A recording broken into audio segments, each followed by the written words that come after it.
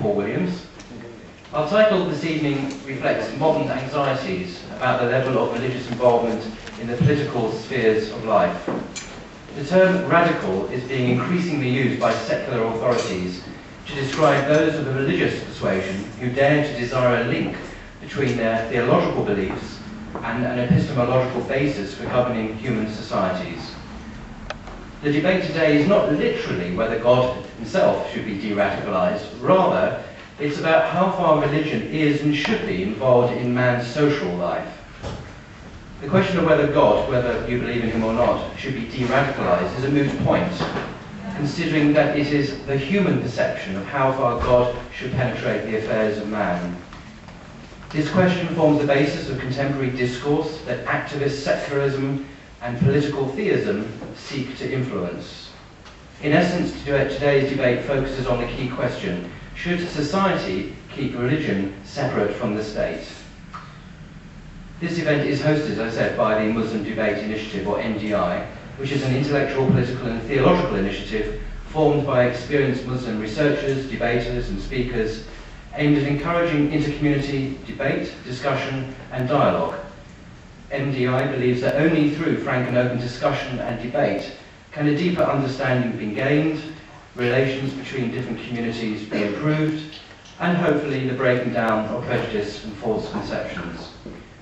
It is with this in mind that we invite our honoured guests to come and present to you today's event, which is entitled Should God Be De-radicalised? On my left-hand side is Abdullah. He studied computer science at the University of Hertfordshire and specialised in social, professional and ethical issues of information systems. Abdullah is a former Christian who embraced Islam at a young age and has studied Islam in depth since he was 18. Abdullah has had a long experience in working for Islamic revival and the establishment of Islamic Sharia in the Muslim world. His activities involve speaking at community centres, universities, colleges, and appearances on various TV programmes. He is experienced in debates with atheists, secularists, Christians, and has been involved in public and radio debates with atheists and Christians. On my right is Bob, who studied philosophy at the University of Warwick and at Queen's University in Canada. He worked in communications and marketing, then systems development, before joining the British Humanist Association in January 2008 as the membership and web manager. He now liaises with local humanist groups, manages membership communications, and has been responsible for the BHA's online presence during the Atheist Bus campaign, which you may have heard of. He has represented the BHA on radio, television, and has discussed philosophy, religion, values, and humanism in public debates and interfaith forums. The event this evening will proceed as follows, and this is what the speakers have agreed. There will be an opening presentation by both speakers on their respective views on secularism and political theologies. This will be between 20 and 25 minutes each. After that, there will be an informal discussion, which will be about half an hour in total. Then there will be a break, much needed I'm sure, for about 10 minutes. And then after the break, there will be a Q&A session with comments also from you, the audience, which will last half an hour, 40 minutes or so. And that's a very important part of the evening, we think, is your own participation in this evening's event. And then there'll be a brief summary at the end from each speaker. Now, I'd like to explain a bit about the rules this evening. And I'm sure we're all very civilised, so this is just a formality. No one shall shout, jeer, or disrupt the speakers while they are speaking. Anyone who wishes to make comments should save them for later during the audience participation session. Applause is allowed at the end of each speaker's session if you feel so moved. And we would like to remind everyone that in accordance with the Islamic principles of Muslim Debate Initiative and the commonly understood principles of the etiquette of discussion, that we should respect everyone's right to hold opinions and express them, even the most unpalatable ones, as long as they are expressed sincerely and for intellectually serious purposes, and not gratuitously and in a disrespectful fashion.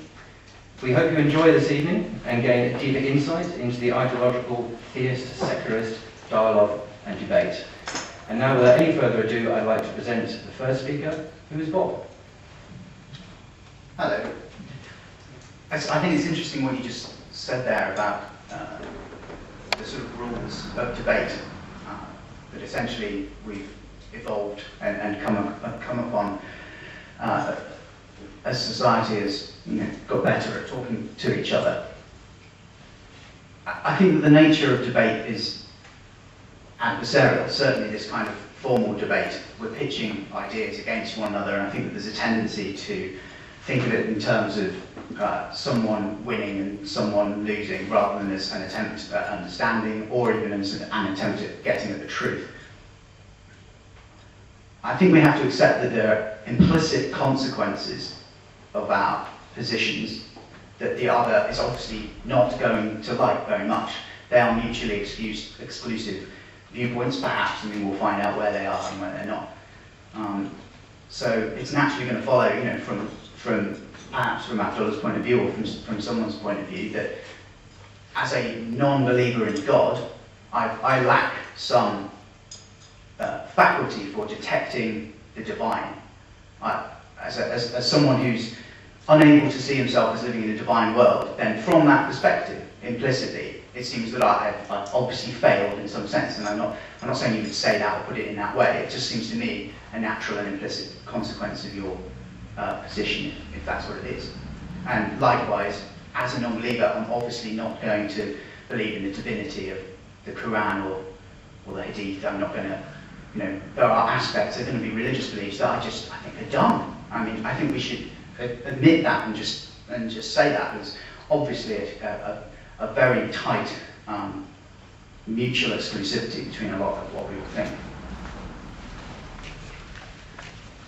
With a bit of an attempt at coming to this notion of sort of understanding, rather than just trying to sort of bash each other and win something, I'll talk just briefly about what I see as humanism. So you have atheism, which is not believing in God. For me, what marks out humanism are two assumptions. One is an assumption that something, so if you like, it's an assessment, and another is an assumption of something, so it's an undertaking. The assumption that is that we are alone, in some sense, that humanity, there's no higher layer of meaning and purpose over and above us that is controlling us, that we have one life to live. The assumption is of responsibility for ourselves and our individual actions, and for each other, and for humankind, and for the world.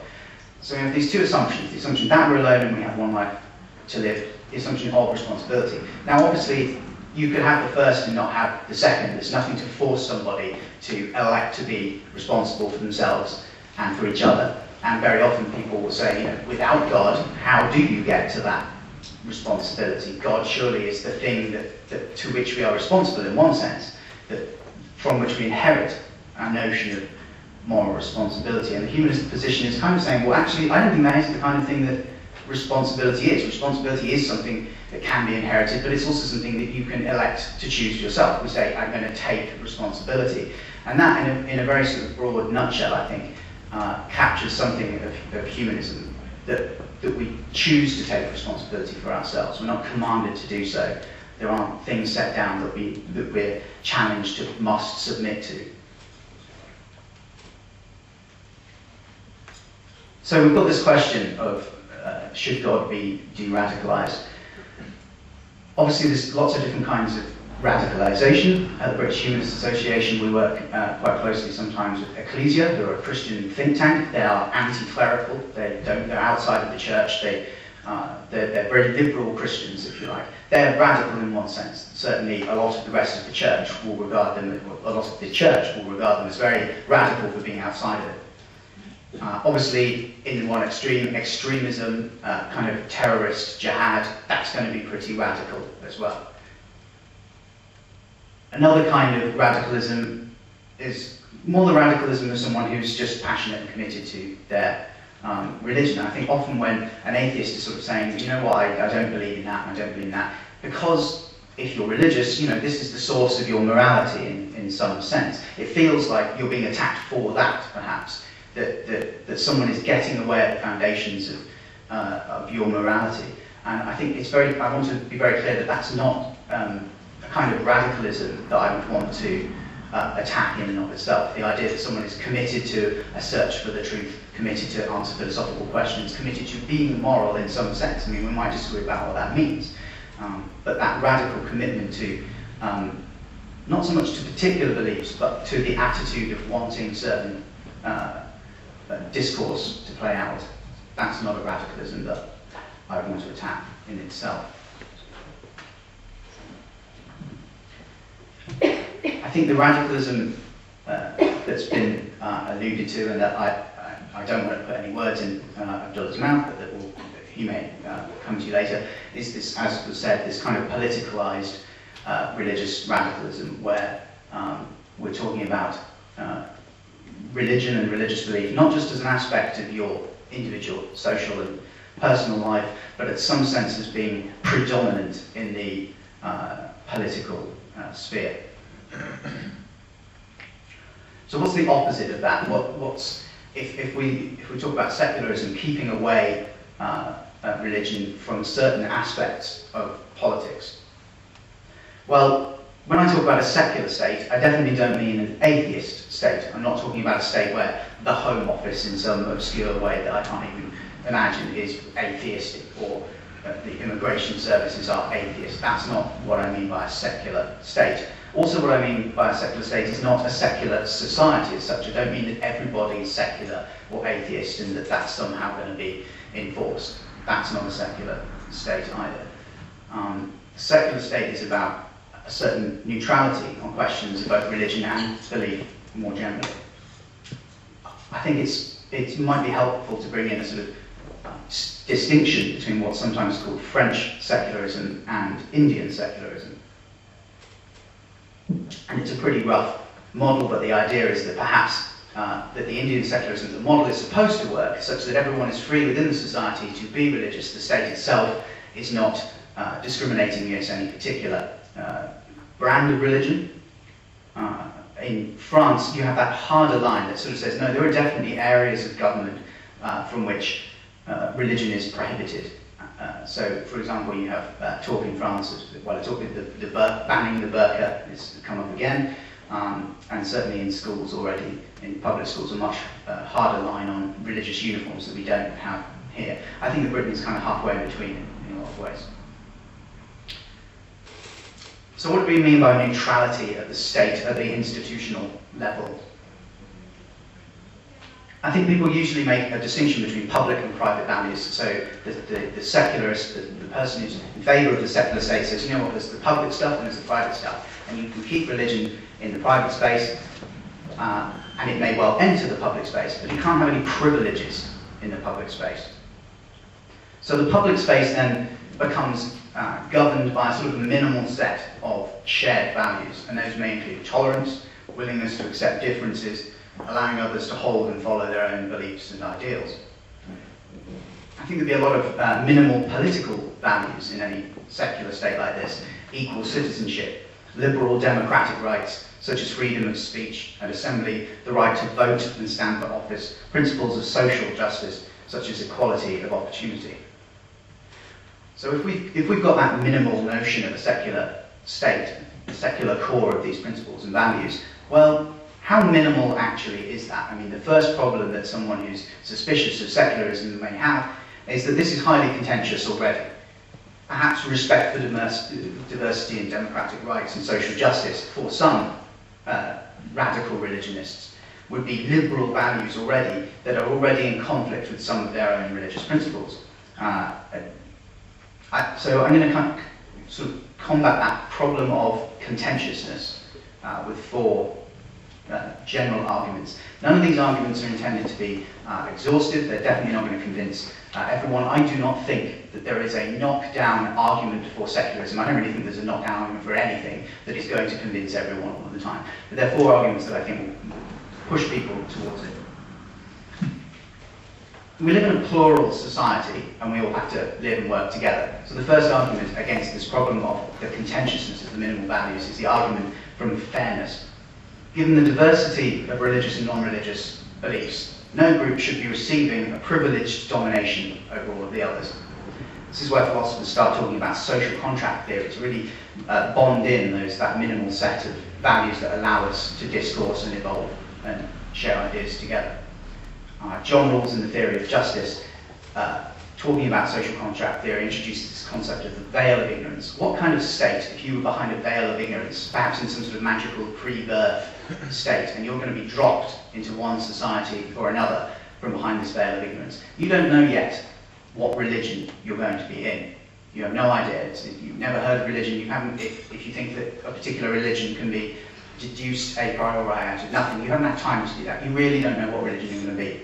What kind of minimal state do you think you would like to be dropped into, John Rawls says, from behind this veil of ignorance? And obviously the assumption he's making is that most people say, okay, I'm going to need a bit of freedom within that state to make up my own mind. I don't just want to be dropped into a state or into a society that has such a fundamental assumption of any beliefs that I'm not going to have any freedom to move or to come to my own decision. Of course, okay. So I think that argument, it kind of works when you think about being dropped into a uniform society. But what if we're talking more about societies that are already themselves pluralistic? I think there's an argument that works just as well on a uniform state as on a pluralistic state, which is the argument from autonomy. Locke talked about autonomy as a sort of you have people, faith schools, for example, that literally see their job as to indoctrinate children. When asked, how much freedom do you really give them to think for themselves, they say, well, not much. This is part of our job. It's certainly not the view of all faith schools, but it's one way of thinking about it. John Locke said that without a certain degree of autonomy, without being given the apparatus to make your decisions and form your opinions for yourself, then obviously any claim to faith is going to be a kind of a lip service. It's certainly not going to be very strong at all.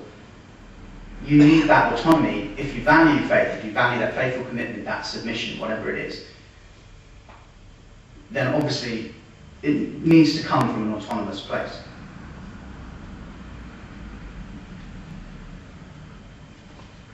In this autonomous state within a secular state, obviously free and open discussion is going to be part of that. And that will allow for discussions on contentious moral issues like abortion or assisted dying. It will allow for discussion on things that I consider imaginary moral issues like gay rights or homosexuality, more generally. That place for discussion it doesn't become moot. In fact, autonomy is what guarantees that it can take place. The third argument is the argument of pragmatism. Now, again, not every religious believer who is in favour of a sort of a theocratic, anti-secular state will accept this kind of argument, of course. They may say the godless must accept their fate. But on pragmatic grounds, I would argue that in a very Hobbesian kind of way, that without minimal agreement on how we can talk to each other within the state, things lead to all-out war.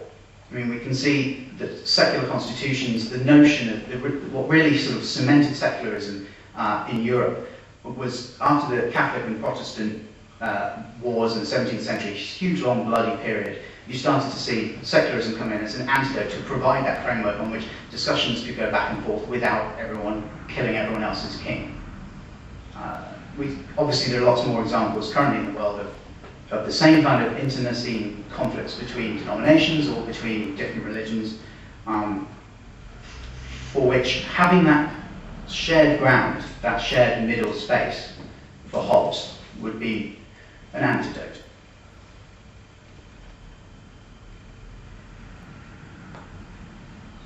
Paradoxically, I think that the intensity of religious belief, the extent to which people are very likely not to want to give it up just because someone else throws a different belief in them or a different argument, isn't a good reason against this pragmatic argument. It's something that really drives it. The more passionate people are, the more unwilling they may be to give ground, the more it becomes important. Fourth, I'm going to talk about the argument from human nature. So this is an argument from the facts about human nature and from the conditions for human flourishing. Mill, in On Liberty, said, "Human nature is not a machine built after a model and set to do exactly the work prescribed for it, but a tree which requires to grow and develop itself on all sides according to the tendency of the inward forces which make it a living thing. Human beings can change their minds, think for themselves, grow restless and evolve both individually and culturally. Any alternative to an open society under a secular state severely risks stifling these propensities for growth and change." And while so many describe it acutely as conservatism, that tendency away from any kind of secular state I can only describe as anti-human, to the extent that it runs against that human nature for change and self-determination. Okay, so we talked about this problem of the contentiousness of what the minimal space can consist of.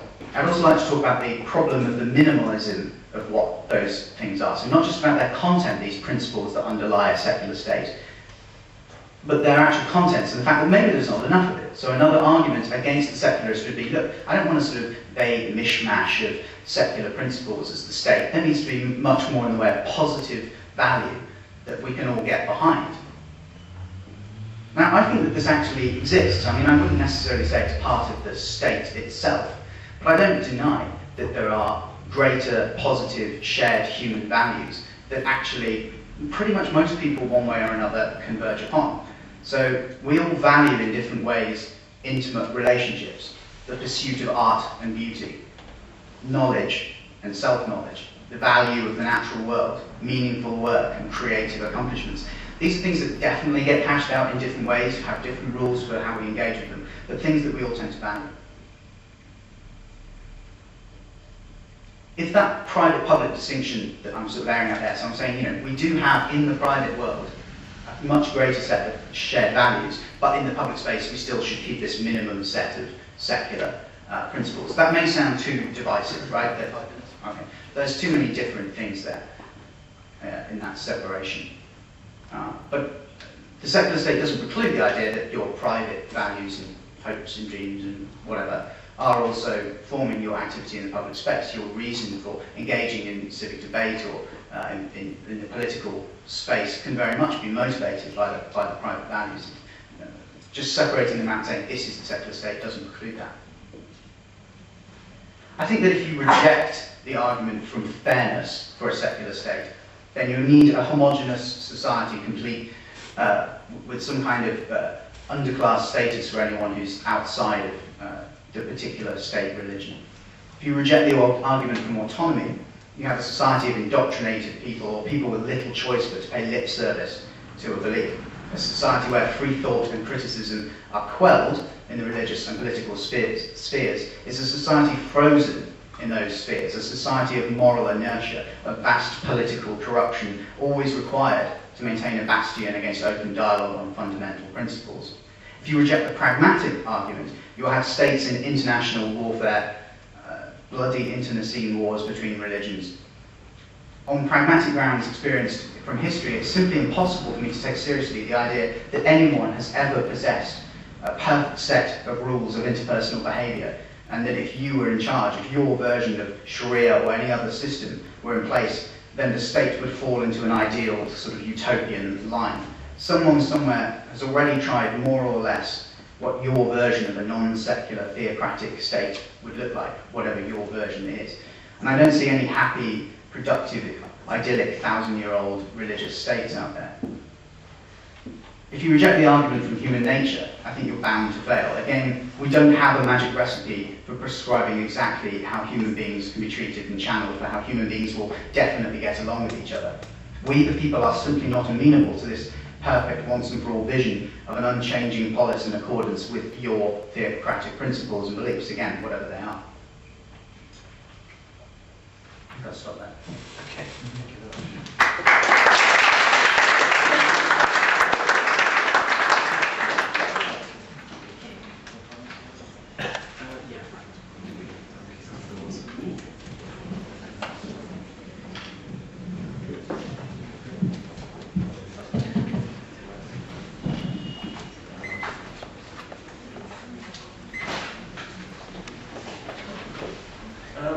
Welcome to everyone, and thank you for coming. I'd like to thank you for turning up.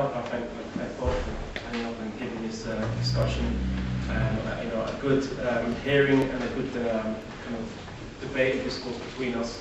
Like he said, the aim today is not just to have debate so that one can beat the other or score points or so on. I don't view us as adversaries, I view us as advocates. What we are advocating are two different ideas, and we are trying to present these ideas to you. You are the judge, jury, and executioner. So I'm hoping the executioner in the literal sense.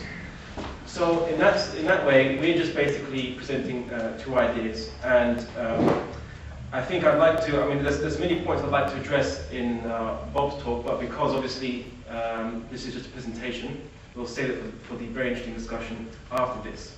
But I'd like to present my viewpoint towards the concept of secularism, where it came from. Is it something that agrees with human nature? What is its effects? What are its premises, its basis? And also, what is the alternative? Now, I don't advocate some turban-ruled state whereby everyone is under the stick and is threatened with instant execution the moment you drop a crumb. No, what I'm advocating is something perhaps which a lot of you are unfamiliar with.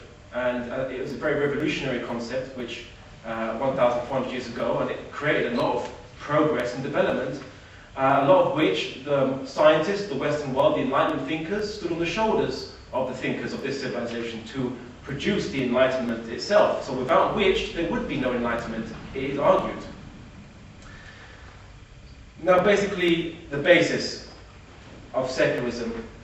What if someone came up to you one day and said, whatever you believe in, be you atheist, theist, Buddhist or Christian, whatever denomination of theist, or just a general atheist, you believe in the universe exists, or it's eternal, or it's made from the universe, or it's changed, and so on, whatever beliefs you believe in, whatever created us, whatever mechanism was in place that produced us, or has, and basically our place in the great scheme of things, whether you're an atheist or a theist in this, has absolutely nothing to do with your life.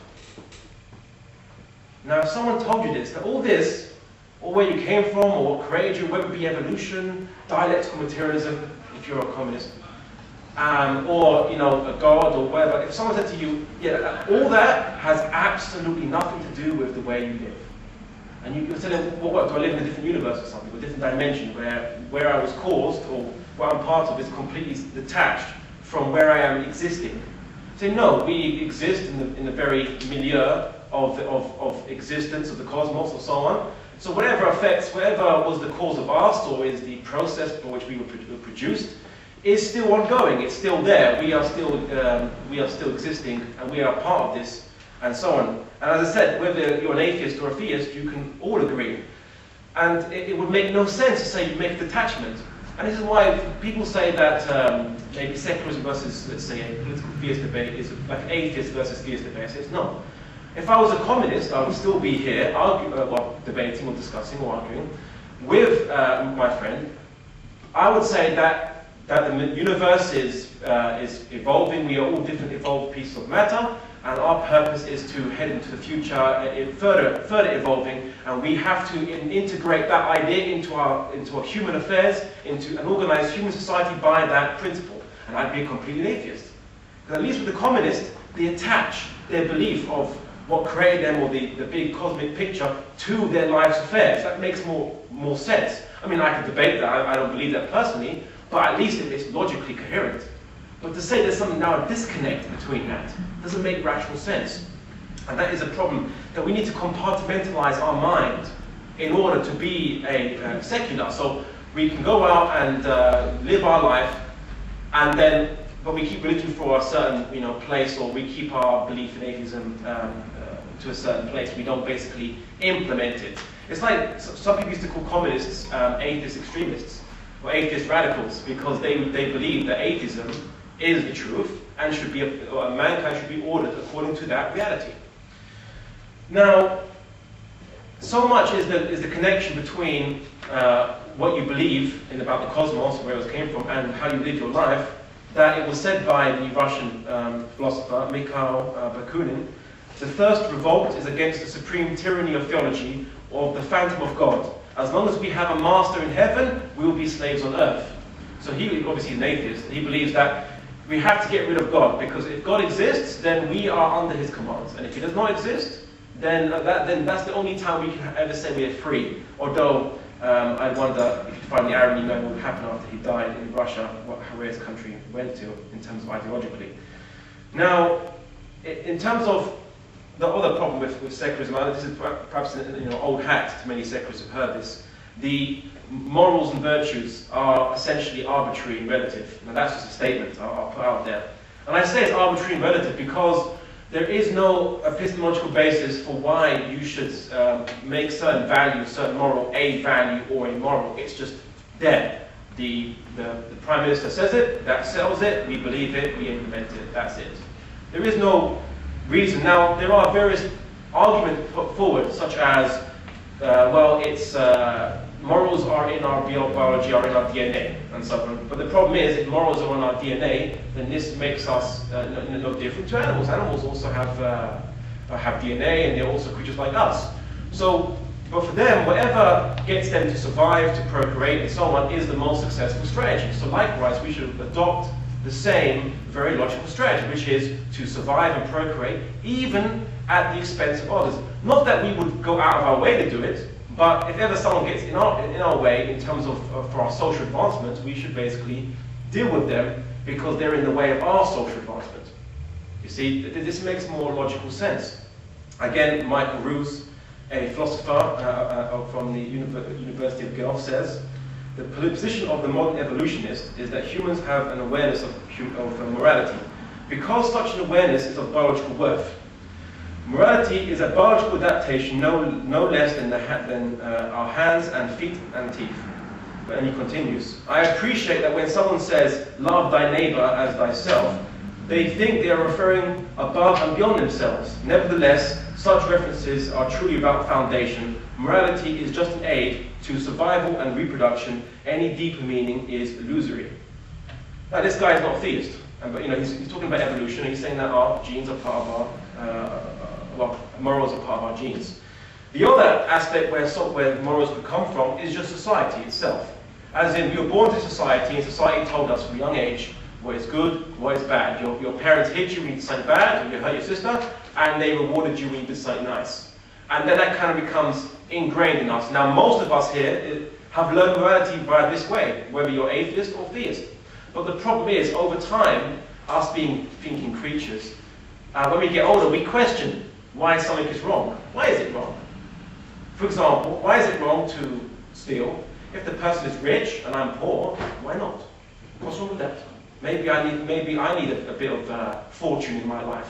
Why does the rich person have to have money that I can't have? So these are things. These are again morals that secularism can't justify. Again, we'll probably debate this, and it's obviously a source of much contention. But again, to quote Richard Taylor, an eminent ethicist, who said, the contemporary writers in ethics who literary discourse upon moral right and wrong and moral obligation without any reference to religion are really just weaving intellectual webs from thin air. And also, if you want to argue down the line of, well, maybe whatever society says at any point in time is right or wrong, fine, society becomes your quote-unquote God. But if you go down that route, then how would you address the issue of, in World War II, the Nazi Germany, when it became morally right, by virtual consensus of German society, to kill and execute Jews and communists and so on and so forth? Then that would be right, according to that definition. But we say that it's wrong. Now, I've met some relativists who are so stringent in their belief, they say, yes, that was right then, but now it's wrong now. Okay, I credit them for being consistent, but it's very dangerous, that kind of line of thinking. So then, secularism has certain points that it puts forward as just arbitrary, complete arbitrary. For example, George Holyoake, who wrote his publication, English Secularism, he defines secularism as essentially having three central principles. One, the improvement of this life by material means. Two, that science is the available providence of man. And three, that it is good to do good. Whether there be other good or not, the good of the present life is good, and it is good to seek that good. That's a bit of a tongue twister. Say that 5 times fast. And that's funny because Richard Dawkins says there is no right or wrong, nor good nor bad. So that means that George Holyoake was saying it's good to do good, but that has absolutely no meaning. And the French lawyer and politician, Simone Weil, said, to set up as a standard of public morality and motion, which can neither be defined nor conceived, is to open the door to every kind of tyranny. Now, these are the points that morality or these good deeds or so on, which this current society says is good, has no basis for it and is prone to being changed. In 20 years' time, what was bad today would be good, or what was good today would be bad. It would change. 30 years ago, it was immoral to be homosexual. Today, it's moral. So morals change because there is no basis. You haven't anchored them down anywhere, but they will constantly change. So that's one problem, the issue of morality. Also, where does secularism come from? Now, I often, whenever I speak about secularism, I always emphasize that the West are traumatized. They are psychologically traumatized. They are traumatized by the Dark Ages. They've never got it out. Christianity has not got out their skin. No matter how atheist someone is, Christianity is still there, and it irritates that person. And it's like he's got some, post-traumatic stress disorder regarding for Christianity or religion, because of what happened during the Dark Ages.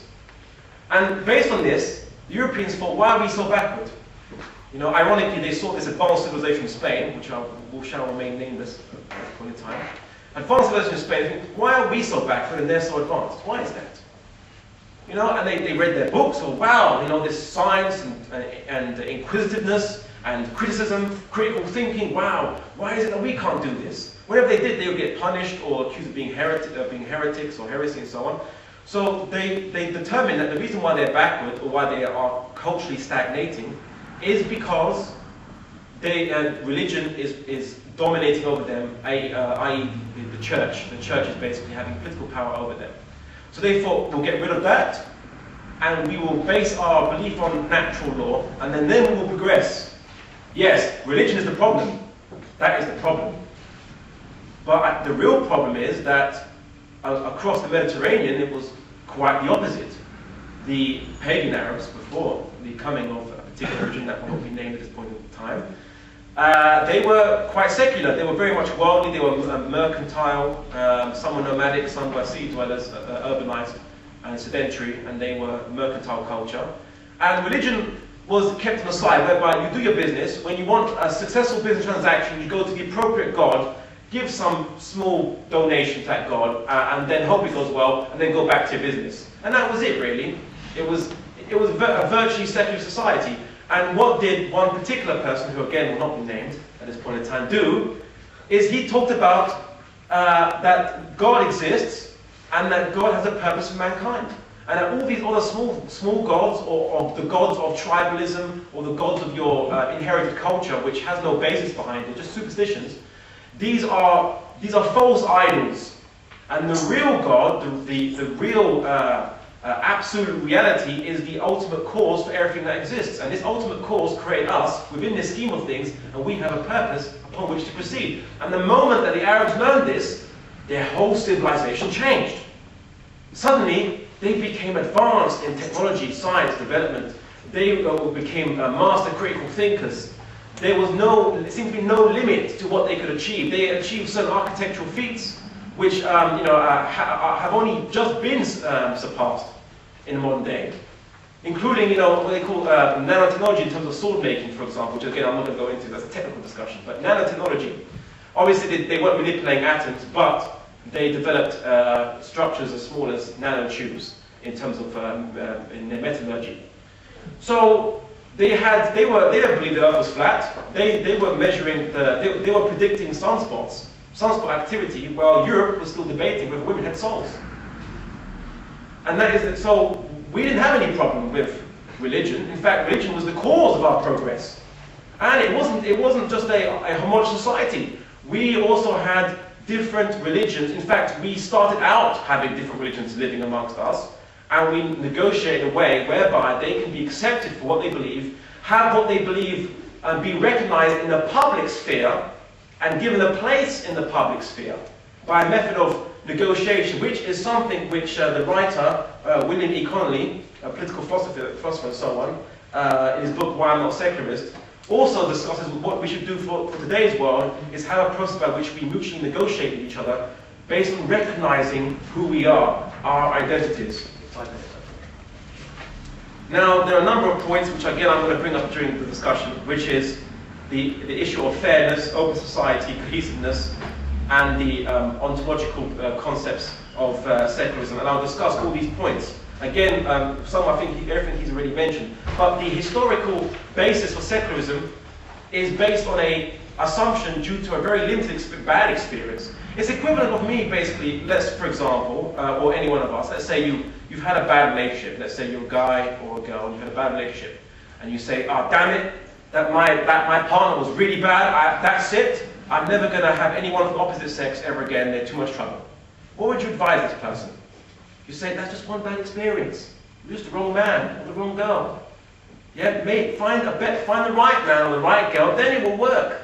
Likewise, because the particular theology that was existing in Europe maybe caused you to have these problems. Why don't you just try another one? That would have worked, perhaps. That would have perhaps led to some development. And again, I could argue that because secularism is based on that premise, which caused it, it is false from its conception. Likewise, I could say that because all political systems are attached to the time and context, I could argue that since that situation in Europe was 200, 300 years ago, I could argue that secularism is obsolete and requires a new system to be implemented because we no longer have such an ecumenical body dominating over the political life of people. Likewise, now just very quickly, I'm going to a few points before we get into discussion. One, secularism says that religion has different ideas in religion and we can't all unify it. Secularism is something that we can all unify on. That's great, but which secularism? Is it soft secularism, which I'm assuming that's what my colleague Bob believes in? Is it hard secularism, which is what the French model? Is it secularism, which means that the separation of law from religious grounding? Is it secularism that means just science replacing superstition? Is it secularism that means the shedding of old traditions and embracing new ones? Or is it secularism that means that separating religious ecumenical institutions from political power? There are so many definitions of what is secularism that secularists can't even agree what is secularism. In Turkey today, there is a power struggle where people are getting locked up because one group of secularists are saying that their belief is the real true secularism, other one's saying no it's not, and then they are locking each other up for being anti-secular. You see, this is happening in Turkey. It's divisive. It's divisive. So again, there's no unity on what is secularism, let alone which school of thought of secularism you follow. That's a whole different discussion, different schools of thought. Likewise, the issue of equality. In terms of secularism, yes, equality exists as in by law. There is established something called equality, but there's a little problem. And it was highlighted by the philosopher Fish, which I'll mention very quickly. He said, fine, I think it's fair to distribute goods and privileges equally, irrespective of the accomplishments of those who receive them. You think it is fair to reward each according to his efforts. I think it is fair when everyone has the chance to speak. You think it is fair when only those who are qualified have the chance to speak. The disagreements between us cannot be settled by the invocation of fairness, because what divides us and our differing views is what fairness really is. And likewise, equality, what do you mean? Legal equality? Economic equality? Or the equity whereby those who have advantages are rendered to help those who have the disadvantages? And so on. What do you mean? Humans might be equal idealistically, but in practical-wise, we're not equal. Some are more intelligent than others. Some are more stronger than others. Some come from richer backgrounds than others. You know, there are various differences, obviously different genders. We're not exactly equal. We're not some, a homogeneous gender and all the same size, like come out of a factory. We are all different with different strengths and weaknesses. Any system that does not recognize that is doomed to be oppressing human beings by allowing them the strong to oppress the weak, and the weak to be exploited by the strong. And to finish up, I'll merely say that other points I'll cover in the discussion, but essentially, I hope that through this discussion, we can all come to an understanding that it's time for us to consider a new system to secularism. Thank you.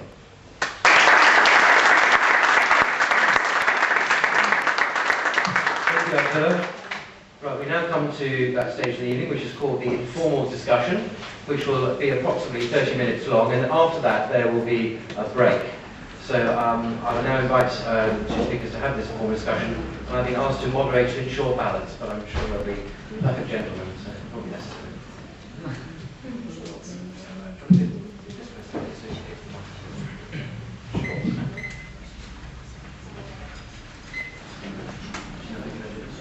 What's the response?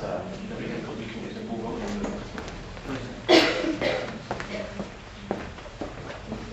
I think in what I said before, it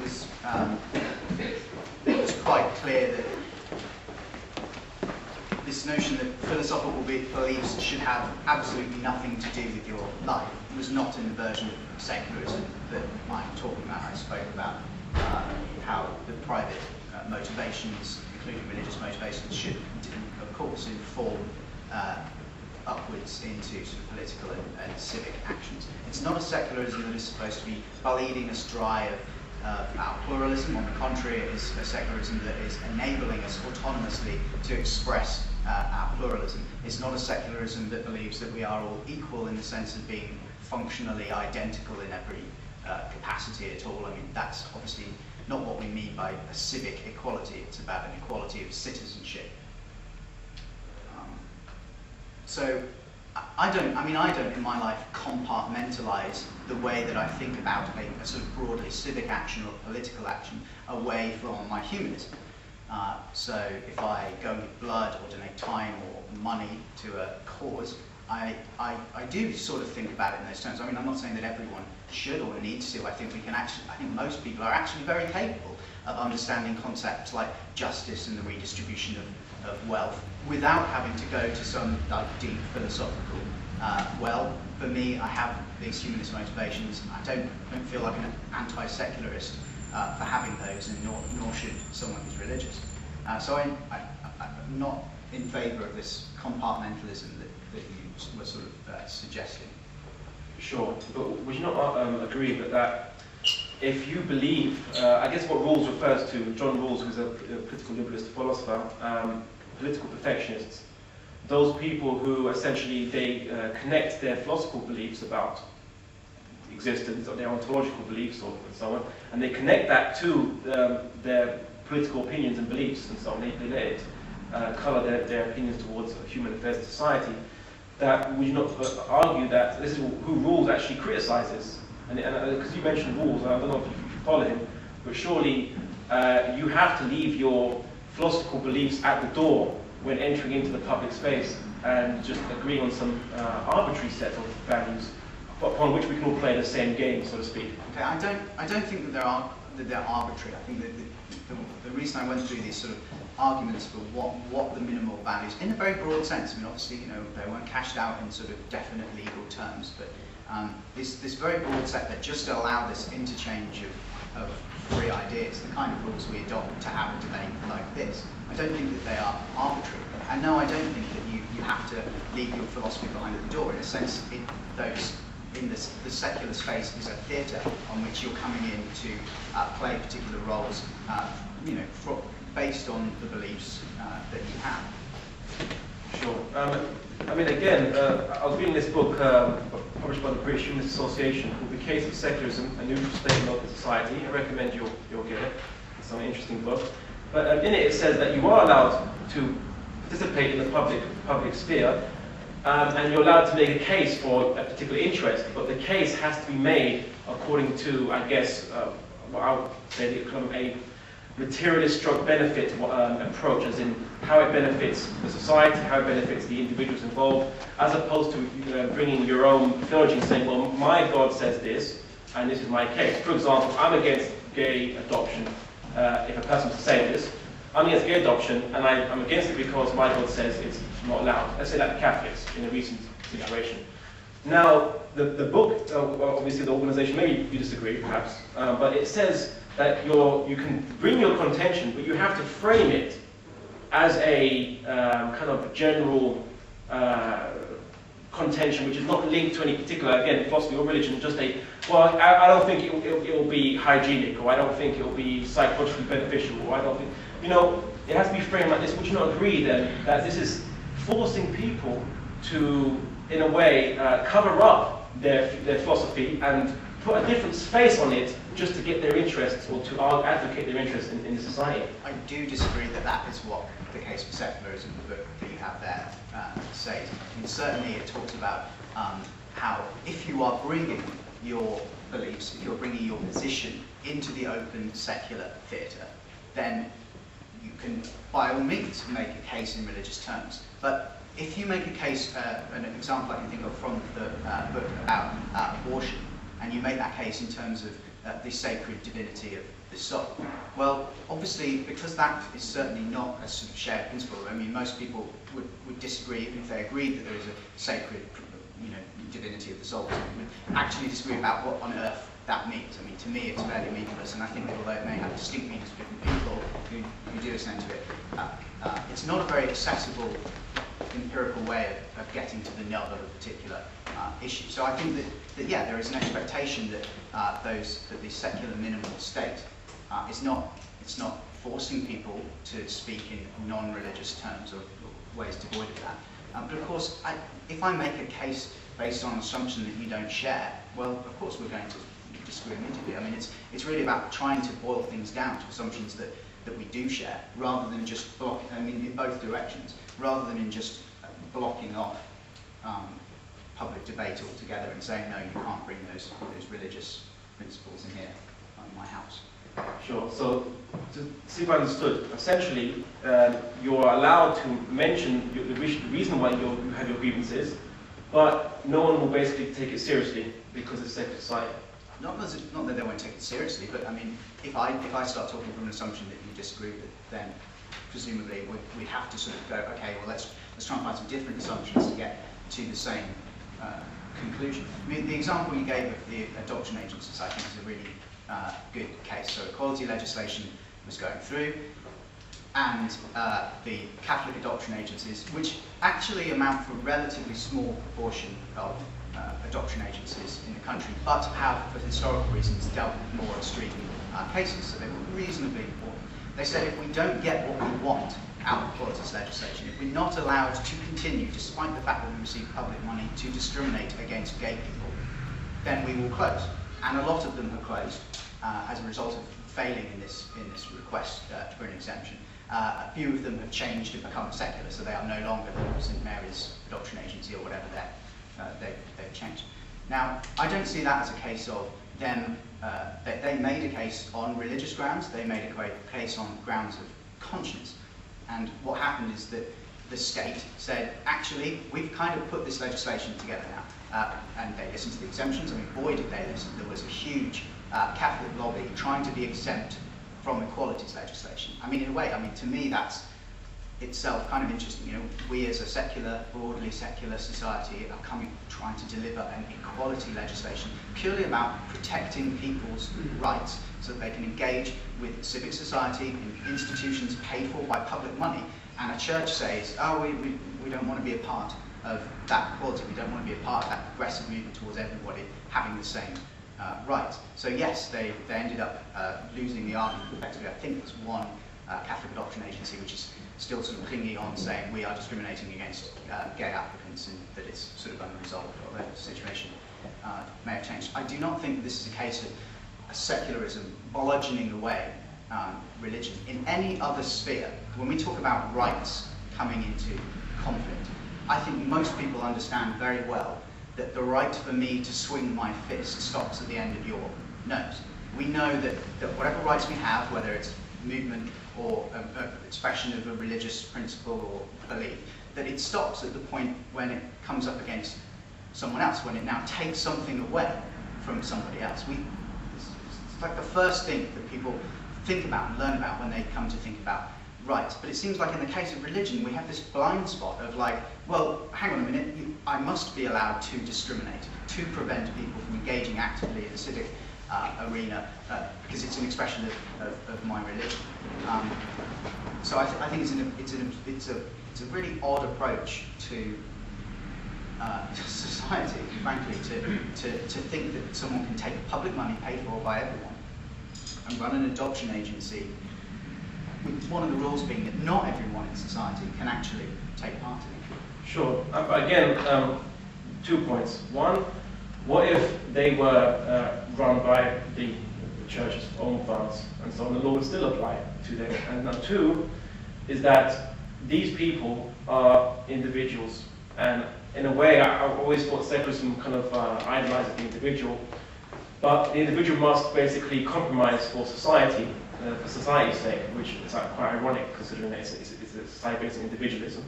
I mean, is this not different to, is this not similar rather to, say, communism, whereby the individual must basically bow down to the will of society and so on, and can't be an individual, express individuality? If he doesn't believe in something, then why must he be brought under the yoke of it? And I want to make a point on this one. You said that if you do something that affects other people, let's say hitting them, and this always comes down to physical violence examples, then fine, you know. But human beings have more than just a relationship of physical touch. For example, if I could be a millionaire and make loads of money on the stock markets and deprive people of their pensions, totally legally, completely legally. I could, banks can collapse and, people can become poor because of and I can get stinking rich because of my actions, but it's completely legal because I'm still legally equal to the poor person and I haven't physically hurt them. But when they are being evicted out of their house and they don't have a place to live and so on, and they're on the streets, that's unfortunate, but that's okay because I'm not physically harming this person. And likewise, if I want to, let's say, slander someone, well, let's just not say slander, let's just say I will misrepresent someone in society in a very careful way, then only the rich people can basically get legal redress against me for the slander and libel laws. If you are poor, and I put you in the newspapers as, let's say, I say you're a terrorist, and everyone hates you, and you're not, you're completely innocent, and the police haven't arrested you or anything like this, but this newspaper has, libeled you, you can't do anything because you don't have the money to redress your rights, even though the newspaper, you could argue, has not physically hurt you. They haven't hurt you. Yeah, your reputation's gone down, you might not be able to find employment, but physically you haven't been harmed. And do you think the argument of physical violence is the only defense, or the defense that is enough to deal with all the other issues which are also violence, but not in the tangible sense? I think that you've just made some sound arguments in favour of reform of financial regulation and reform of libel legislation, but not against secularism. I don't really see how that argument is supposed to work. I mean, yes, this notion of my right to swing my fist stops at the end of your face. I mean, it's an issue about rights coming into conflict, and the whole point of using that is that when someone's right comes into conflict with another, we should stop it at the point when it seriously damages those other person's rights. Sometimes we have very difficult legal situations where it's not really about rights. Like you don't have a right to bank as such. Your right to be a banker is coming off lots of other rights. You don't have a right not to lose your money. But the point is that the principle stands. I agree that it's one person's action coming into conflict with another's, and I completely agree that in some situations we need laws, regulations, whatever they are, that prevent people from doing that. But that doesn't contradict the principle of a secular state or an open society. I think it's a good way of handling one. Well, I thought that in secularism you believe in generalism. Secularism has kind of liberalism emanates from secularism, and freedoms and positive freedoms of the individual come out. So certainly bound together. Yeah. So freedom of expression. So one could argue that I should be allowed to libel as many people as I want. And if I'm, for example, if I want to do that, then that should be okay as freedom of speech. It's freedom of expression. Because I'm not harming them physically. Yeah, but not all rights are about physical harm. I mean, so okay, you can it's more defame someone or harass them with abusive hate mail or something. Those are aspects of free speech which would be coming into conflict with their rights to live a peaceful life. And again, I don't see how that. And those are perfectly good arguments for having systems in place, but not against having secular systems in place. So at a more fundamental political level. So you're for the issue of people shouldn't do damage emotionally and physically to other people, or even harm or I mean, I guess there'll be situations where maybe you're stuck in a moral dilemma, and whatever you do, you're going to hurt someone. That would be a situation, or moral dilemma where it's going to be severe detriment to you or a minor inconvenience to someone else, and people would have to make a moral decision about, which they did. I mean, I think it's very interesting that you've come back around in a sense to very human notions of thinking about morality, thinking about law, trying to make them work with one another. Not necessarily sort of, we get back to sort of basic principles of fairness when you've been talking about people infringing other people's rights and so on. I think that it gives the lie to the idea, to bring the subject onto something else that you said in your talk, to the idea that under secularism, morals and values are arbitrary and relative, that we think that when the Prime Minister says it, well, it must be true. I mean, that's certainly not a very open society kind of thing to think. It's not a very, again, it may be confusing to things like there's political secularism and there's a sort of an atheistic or humanistic moral philosophy. And I think those are two distinct things. Now, I would defend the atheistic moral philosophy. I think that, as I said, I don't believe that we get our morals from God. I don't think God commands us to do them. I don't think that would help or be particularly moral anyway. And I think it comes to a very fundamental difference between a sort of a religious outlook and a morally secular outlook, is that we disagree not about whether morality is absolute or not, or objective or not, and mostly we don't disagree on the actual principles that are at stake, and certainly around the fringes, yeah, but the real difference is that I don't think that it has to derive from somewhere. I think that morality is a worldly thing, exactly in the kind of discussion we were just having about laws and rights. It's a negotiation. That's what morality is to me. So I think that we have very different ideas about what it is. It doesn't mean that it's relativistic. Like this is, often this is the sort of slip that's made. It's not fundamentally derived from God or some purpose-giving abstract layer of meaning. Then it must be relative and pointless. I mean, that's not what objectivity philosophically is. It doesn't always have to refer to God or something outside of it. I mean, this table presumably is objective. I can't know it. We have lots of philosophical arguments about hypothetical doubt. Maybe it isn't really there or whatever. But that's one notion of objectivity that doesn't have to refer to God, doesn't have to refer to beyond. Another notion, if you're playing a board game and there are certain rules and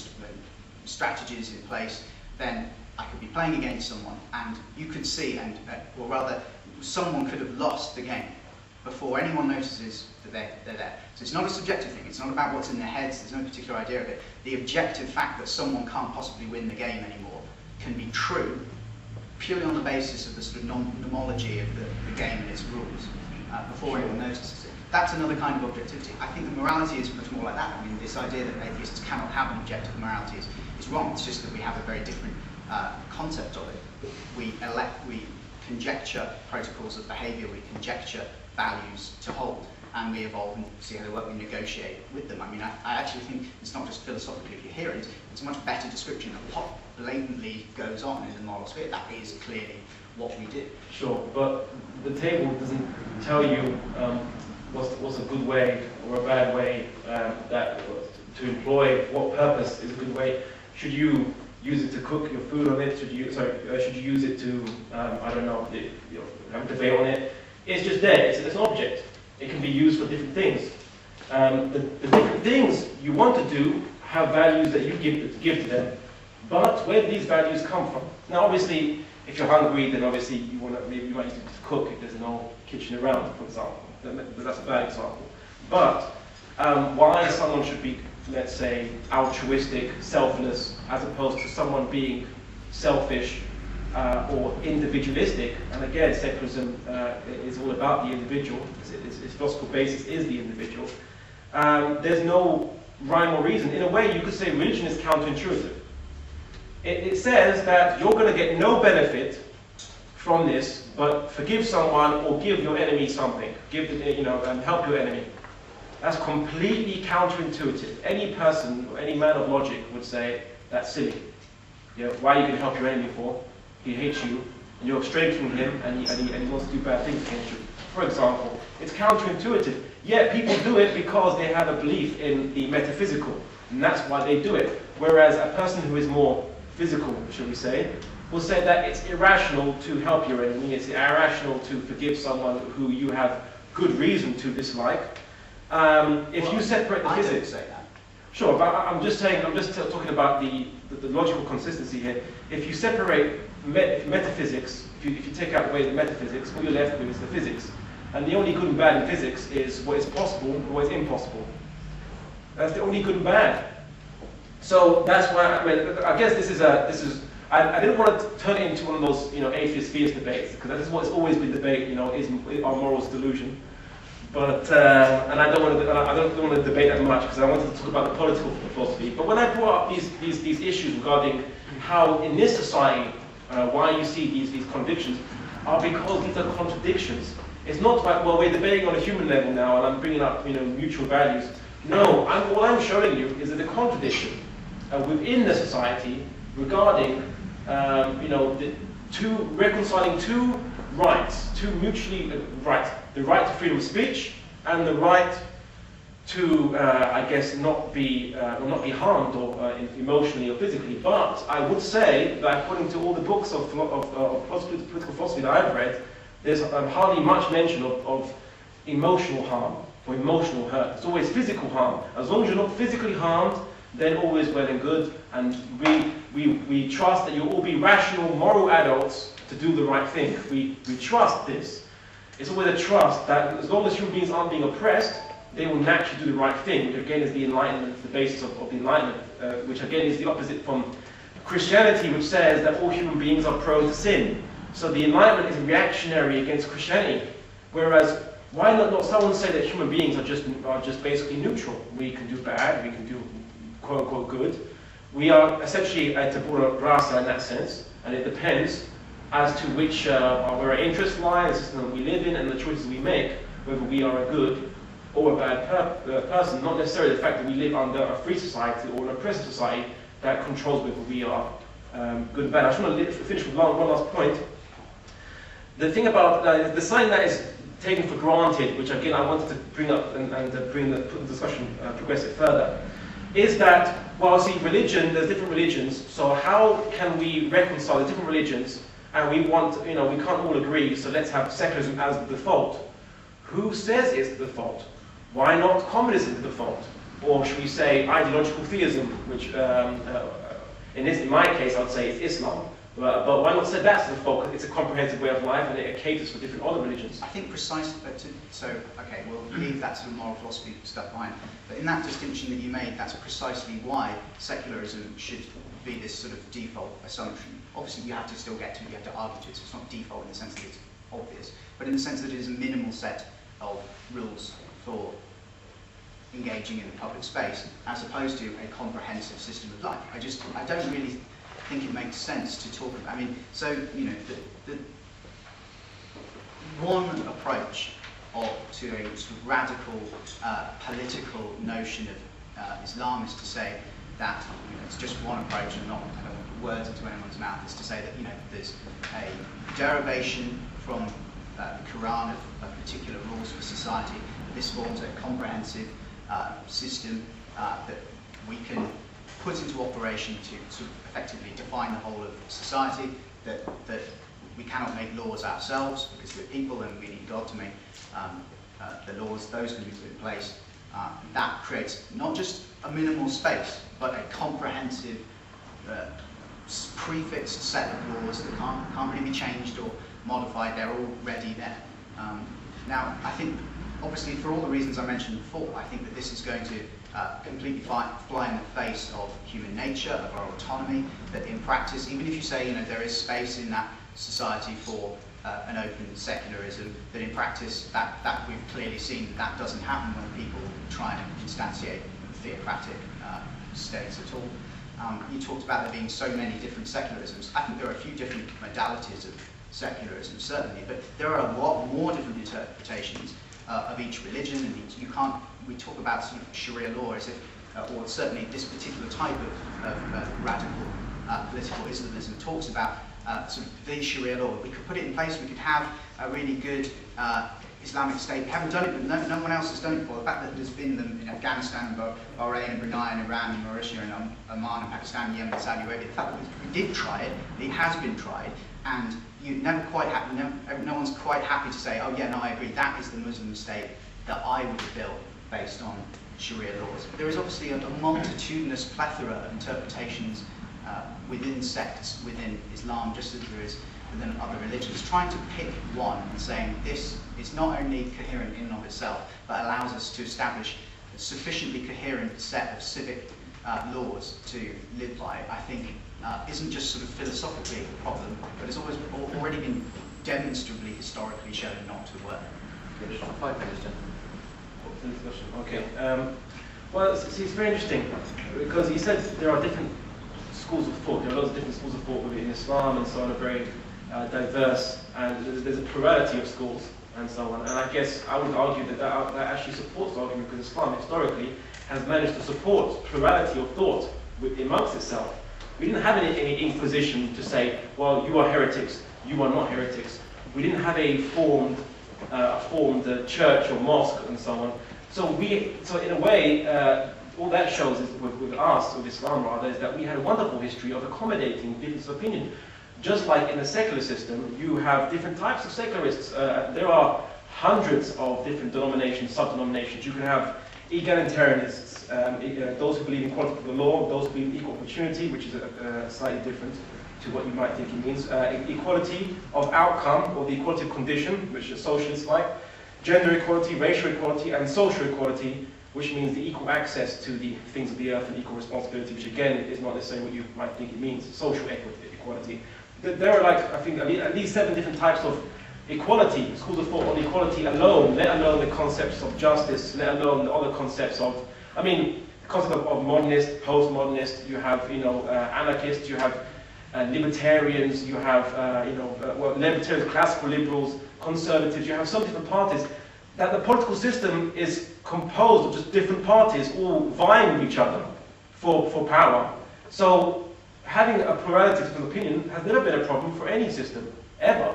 So long as you have a way by which you can, by which each party has an equal right or ability to access power. But if you set up a theocratic state based on Sharia law, for example, as one type of theocracy, then by definition of having done that, it seems that you've said, well, there are certain aspects of the state, of the civic body, that are not accessible to that kind of open debate and revision that characterises the interplay that you've just been talking about. If you seal certain things off, above and beyond this sort of minimal level that enables secular interaction, and say, yeah, but fundamentally all the laws have to be derivable from Sharia or something like that, then, well, you've already cut off a vast swathe of possible opinions. And that's the problem. It's all very well, I mean, it's exactly the kind of thing you were saying before, that you're sort of effectively forcing people to either mask the contribution that they make, or effectively disallowing it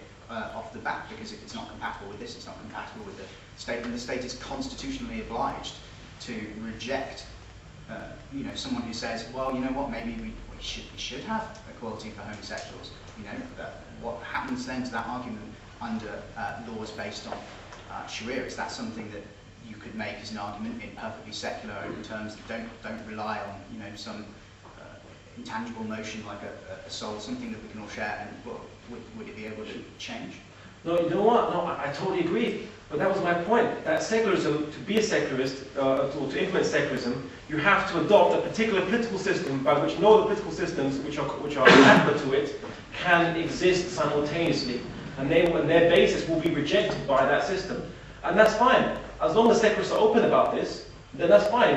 So now we can say that there are multiple political systems, and they each are mutually exclusive in terms of you have to approach that political system from its own basis in order to discharge certain affairs. Although Islam is very different, because it allows the Christian and the Jew to have their own law courts according to their own law systems under what I'd call Islamic multiculturalism, which It doesn't impose an absolute set of values over all different religions and beliefs. Rather, it says, okay, you can have your autonomous zone, like the Ottoman Turkish millet system. For the British Arbitration Act. What, during the Ottoman Empire? No, last year. Oh, yes. Oh, yeah. As I said, during the time. Extension arbitration tribunals to cover Sharia courts. I mean, it's obviously a very controversial example, and it certainly would come up against some of these more extreme difficulties. Sure, but the failed state issue, you said about there are different failed states in the Muslim world, failed Islamic states. Well, I mean, I just give a very simple answer back to everyone that brings that to me. Very simple. The caliphate of the medieval ages, the Islamic caliphate, which was in Spain and throughout the Middle East and so on, compare that to Saudi Arabia and the Taliban. Are they the same? You know, in system-wise, forget about technology. System-wise, are they the same? You had more within the caliphate system. There were certain individuals that people had rights. The caliph couldn't spy against people. Your house was your sanctity and so on. And heck, you could even be homosexual in your own house, and that's okay because what the issue is this open society. It's the open society, and in this society you can't be openly homosexual, as in you can't have a homosexual sex in public. You see, in this society as well, or heterosexual sex, same thing. So you have rights in the Islamic Caliphate back then in history, and I will challenge anyone to compare the Islamic Caliphate of history, which existed, was a proven example, was successful and progressive, with the failed examples of today, whereby they are kings or tribal leaders or people who are implementing part culture, part a modicum of Islamic laws, and calling themselves or dressing up in an Islamic attire just so they can have some legitimacy when everyone under their country says that they're not Islamic. And these people that say that are imprisoned and locked up. Can I ask you just one question, perhaps, to finish this off? You said under the caliphate, I could be homosexual even in my own home. Mm-hmm. Let's say I'm living in the caliphate, let's say I'm homosexual. Can I be homosexual outside of my home? Can I hold hands with my boyfriend? If you know anything about Arab culture, just even two mates hold hands. So, I mean, do you know what? So it wouldn't protect that point very much, perhaps? No. It's well, just Islamically speaking, essentially, there is no definition of the concept of homosexual. Like there's a race of people called homosexuals, or who. Rather, it's just the action itself. So as long as you're not having homosexual sex in public, then there's absolutely nothing for you to fear. Even if you was to wear a big shirt with pink saying "I'm Catholic" or something. I look forward to the gay adoption agencies in the future caliphate. Right. On that note, I'd like to thank both our speakers for a fascinating debate.